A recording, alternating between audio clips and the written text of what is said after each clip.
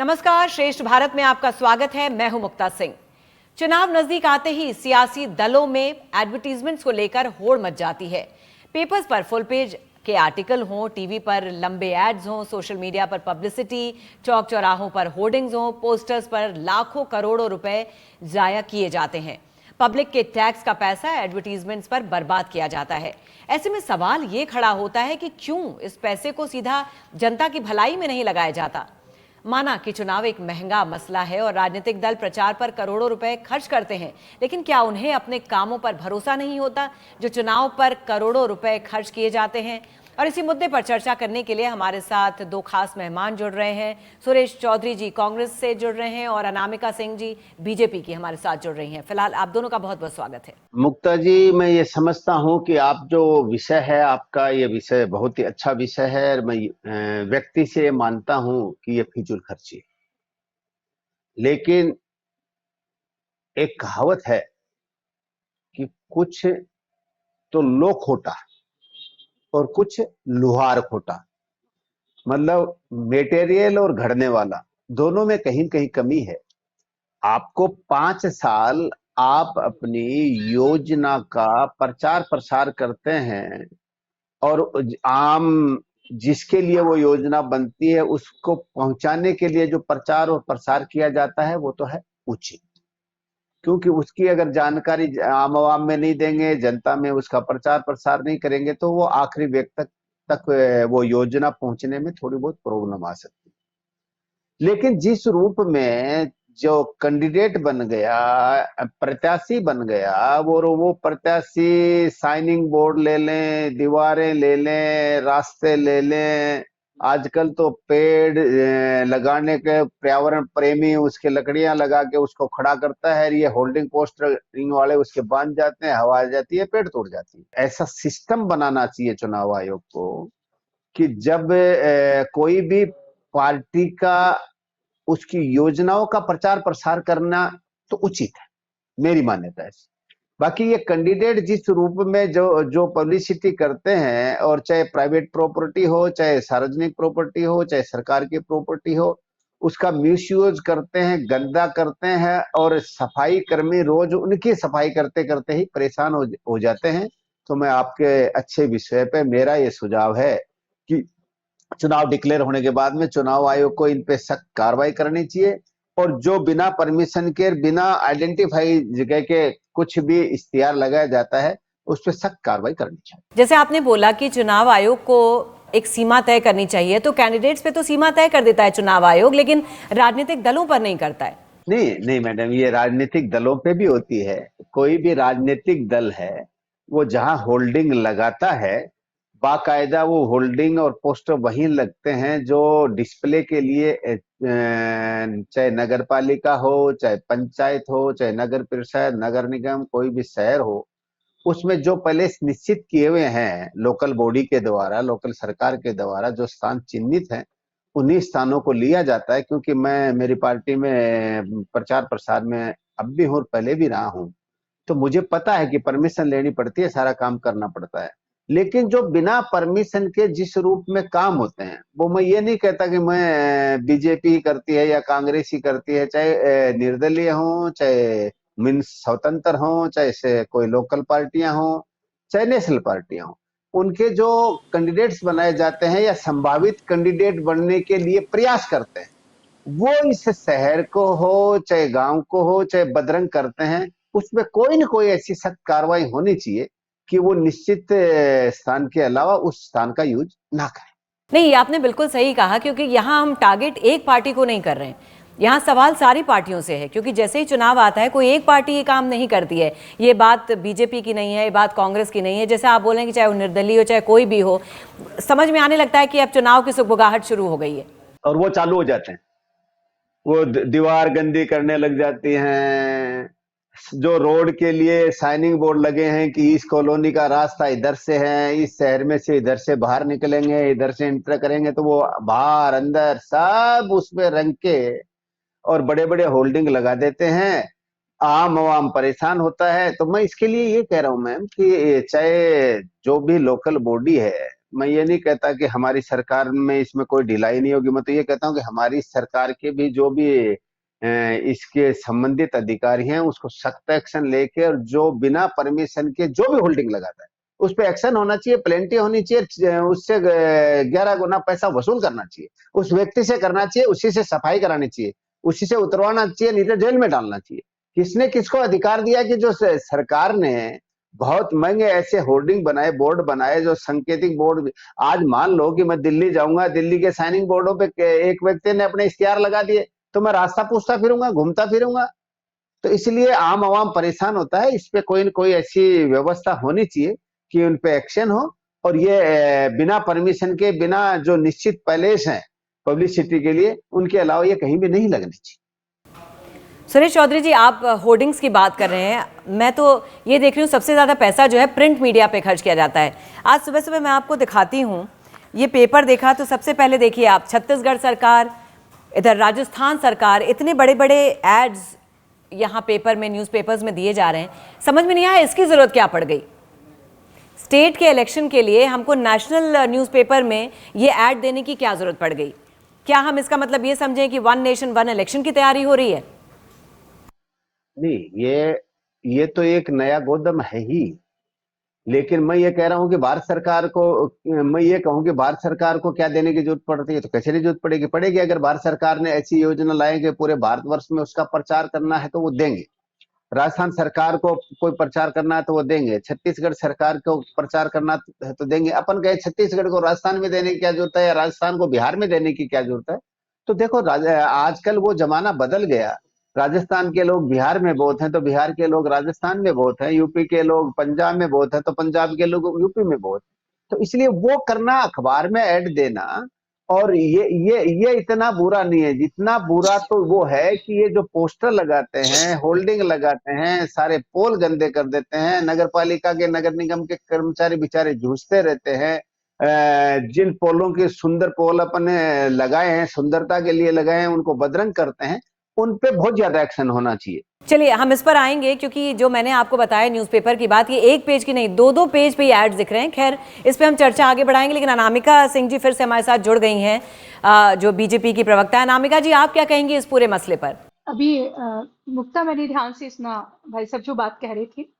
देखिए, जब भी कोई सरकार जन कल्याणकारी, लोक कल्याणकारी काम करती है, योजनाएं बनाती है, तो वो अंतिम व्यक्ति तक पहुंचे और उसके बारे में एक अवेयरनेस हो और लोग उसका उपयोग कर पाए, इसके लिए सारे विज्ञापनों का इस्तेमाल किया जाता है। और यकीन मानिए, अपने राजनीतिक जीवन में मैंने ये अनुभव किया कि विज्ञापन के द्वारा लोगों तक चीजें पहुंचती हैं और वो जानते हैं। इसका उनको हम कह सकते हैं कि इसका फायदा होता है आम जनता को, लोक कल्याणकारी योजनाओं का। और आज इतना विस्तृत हो गया है सारा भारत, चूंकि एक हो गया है, तो कहीं भी किसी राज्य की सरकार की योजनाओं को किसी और दूसरे राज्य में उसका प्रचार प्रसार करना, सरकार अपनी इस लोगों के उपयोग के लिए और अपनी लोक कल्याणकारी योजनाओं का ज्यादा से ज्यादा प्रचार प्रसार हो, उसका उपयोग हो, इसके लिए करती है।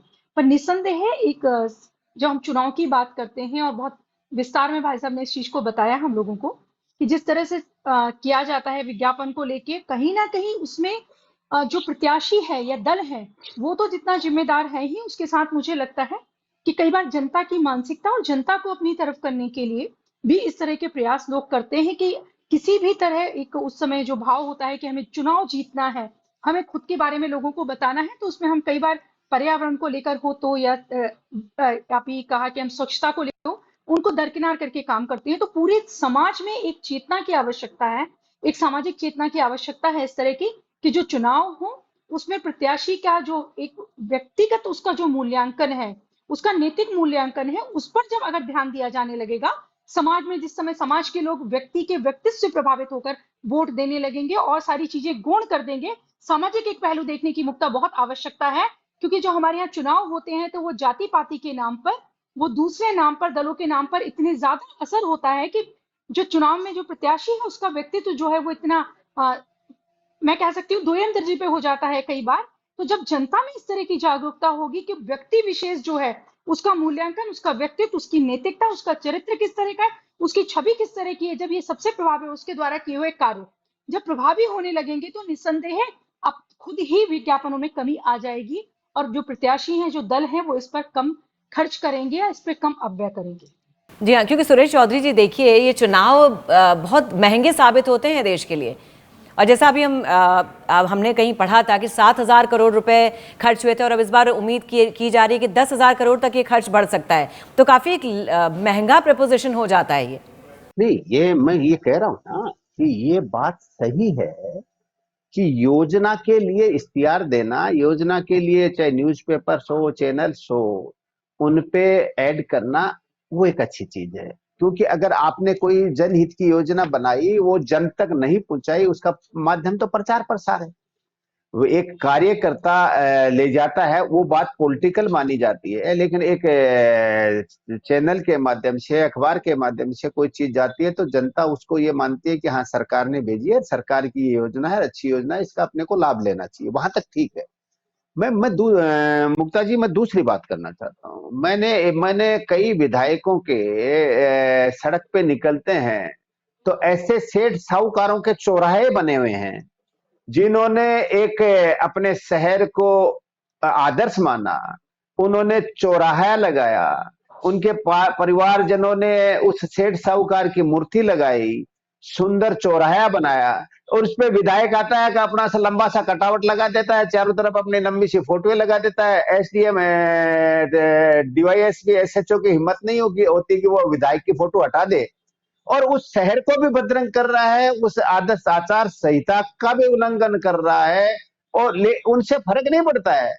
जब जब कई बार विधायक से चिढ़ते हैं, उसकी फोटो चौराहे पे दिखती है तो कहता आने दे समय, इतने दिन और घट रहे हैं, तेरी इस फोटो का हिसाब कर देंगे।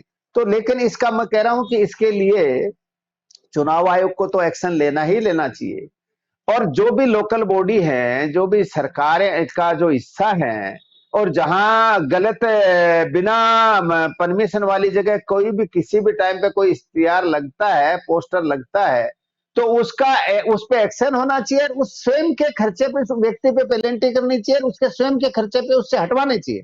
आज सरकार पर्यावरण पे पैसे खर्च कर रही है, और इश्तिहार मतलब अवेयरनेस के लिए, सिटी के मार्गों की जानकारी के लिए होल्डिंग लगाए जाते हैं, और उनको तोड़ने का, बदरंग करने का, उन पे इश्तिहार छापने का काम ये एक विधानसभा के 10 लोग खड़े हो गए, वो उस विधानसभा के सारी दीवारों को गंदी कर देते हैं, सारे होल्डिंग पोस्टरों से खराब कर देते हैं। उनको किसने अधिकार दिया? इसमें मैं कह रहा हूं कि गवर्नमेंट को सख्त कार्रवाई करनी चाहिए, और इनके खिलाफ पूरे भारत में एक्शन होना चाहिए। भारत लेवल पे इस चीज के लिए एक जागृति आनी चाहिए। अनामिका जी, आपको भी भाई साहब कि जो सुरेश चौधरी जी कह रहे हैं वो सही है, स्ट्रिक्ट एक्शन लेना चाहिए ऐसे लोगों के खिलाफ? देखिए, मैं काफी हद तक सहमत चौधरी भाई साहब की बातों से, पर मैं फिर एक चीज कहना चाहूंगी कि अगर आप मूल में जाएंगे तो मूल में जो समस्या है, जो राजनीतिक, उसके मूल में एक सामाजिक चेतना की आवश्यकता है, समाज में राजनीतिक चेतना की आवश्यकता है। आप भाई साहब ने बिल्कुल सही कहा कि विधानसभा या किसी भी तरह के चुनाव की बात हो, राजनीतिक महत्वाकांक्षाएं इतनी ज्यादा बढ़ गई है, और राजनीति जनसेवा की जगह लोगों को व्यवसाय नजर आने लगा है। वो मुखिया के चुनाव से लेकर आप सांसद के चुनाव तक की बात करें, तो जब उनको व्यवसाय नजर आता है तो वो किसी भी कीमत पर पैसा खर्च करते हैं, पैसे का अपव्यय करते हैं। वो उनका खुद का पैसा हो, वो पर्यावरण को नुकसान पहुंचाते हो, या वो स्वच्छता को नुकसान पहुंचाते हो। समाज में इस चेतना की आवश्यकता है। मैं मूल में जाऊंगी मुक्ता, और ये बहुत महत्वपूर्ण विषय है, और इस पे सारे समाज के हर नागरिक को, आपको मुझे ध्यान देने की आवश्यकता है कि ऐसे उनकी राजनीतिक महत्वाकांक्षाओं को हवा कौन दे रहा है, उन्हें खाद पानी कौन दे रहा है? हम समाज के लोग दे रहे हैं, क्योंकि उन्हें पता है कि हमारी स्वच्छ छवि ना हो, हमारे नैतिक मूल्य स्थापित वाला एक हमारा स्वभाव ना हो समाज में, परंतु हम जाति विशेष से हैं तो हमें एक पर्टिकुलर वोट मिल ही जाएगा, हम दल विशेष से हैं तो हमें एक पर्टिकुलर वोट मिल ही जाएगा, हम अगर इस तरह की चीजें करते हैं तो हमें वोट मिल ही जाएगा। जब एक इस तरह का एक मापदंड तय हो जाएगा कि आपको जनसेवक बनने के लिए या चुनाव में खड़े होने के लिए आपकी अच्छी एक छवि होना चाहिए, और लोग माउथ टू माउथ पब्लिसिटी, आजकल तो सोशल मीडिया इतना है, उसके द्वारा भी आपको जानते हैं और आपको सफल कर सकते हैं, तो ऐसे बरसाती मेंढक अपने आप कम हो जाएंगे। और जिन्हें लगता है कि वो राजनीति को एक व्यवसाय की तरह इस्तेमाल कर सकते हैं, वो जमीन पर चल रहे होते हैं, पैदल चल रहे होते हैं। एक मुखिया के चुनाव में भी आप देखिए, और क्या होता है कि 4 साल तो बहुत ज्यादा मैं कह रही हूँ, 6 महीने होते होते वो आदमी 30-40 लाख की गाड़ियों पे चलता है। तो ये समाज में भी एक भ्रष्टाचार को लेकर एक बहुत एडॉप्टेशन की जो मानसिकता आ गई है, कि एडॉप्ट कर लिया है हमने भ्रष्टाचार को, उस मानसिकता को समाज जब दूर करेगा और ऐसे लोगों को के खिलाफ खड़ा होगा, उनसे पूछा जाएगा तो एक समय आएगा कि जब वह लोग जो योग्य हैं, जो समाज के लिए सच में कुछ कर सकते हैं, वही चुनाव में खड़े हो पाएंगे। बिल्कुल, आपने ये बहुत ही अच्छी बात कही कि जो समाज के लिए सच में कुछ कर सकते हैं वही चुनाव में खड़े होने के हकदार हैं। अब जनता का पैसा जनता के काम ना आके आप ऐसी चीजों में लगाते हैं जो आपका पर्यावरण भी प्रदूषित करते हैं, गंदा करते हैं, आपकी धरोहर को खराब करते हैं, तो जाहिर सी बात है कि उनके खिलाफ सख्त कार्रवाई करनी चाहिए। लेकिन कहीं ना कहीं सुरेश चौधरी जी, परसेप्शन इज रियलिटी, ये मान के लोग ये सब चीजें करते हैं। मुक्ता, मेरे समझ में आप इस चीज को दो हिस्से में बांटे हैं। एक तो आप बार बार कह रही हैं कि जनता का पैसा, ये जनता का पैसा मतलब सरकार का पैसा। सरकार के जो इश्तिहार आते हैं वो कभी भी सड़क पे नहीं चिपकते, या जो साइनिंग बोर्ड है उन पे नहीं चिपकते। वो इश्तिहार या तो अखबार में आते हैं या वही उसी इस जगह आते हैं, क्योंकि वो गवर्नमेंट, चाहे गवर्नमेंट कोई भी हो, गवर्नमेंट की तरफ से लगते हैं, सरकार की तरफ से लगते हैं। तो सरकार के पब्लिसिटी के जो पॉइंट बने हैं उन्हीं पे लगते हैं। सबसे बड़ी बीमारी जो है, ये कथाकथित नेता जो बरसाती मेंढक निकलता है उस हिसाब से कुछ समय के लिए निकलते हैं, और वो अपनी पब्लिसिटी इतनी करना चाहते हैं कि उस पब्लिसिटी के माध्यम से ये सिद्ध कर देना चाहते हैं कि भाई मेरे से उपयुक्त और पैसे वाला और सशक्त उम्मीदवार कोई है नहीं। इसलिए देखो हम क्या है कि साधारण व्यक्ति ये सोचता है यार फला आदमी के इतने होल्डिंग लगे हुए हैं, देखो जगह जगह उसकी गाड़ियां घूम रही हैं, सड़क का कोई कोना नहीं छोड़ा उसने, गली का कोई मोहल्ला नहीं छोड़ा जिसकी दीवारें नहीं रंग दी हो। तो वो दीवारें रंग दी, वो पैसा उस मकान मालिक का है, उसने वो साफ सुथरी सुंदर में उसका मोहल्ला या उसका गली या उसका मकान या उसका देश साफ और सुंदर हो उस वक्त, उसके लिए उसने की थी। लेकिन एक व्यक्ति आया, उसने सारा बदरंग कर दिया।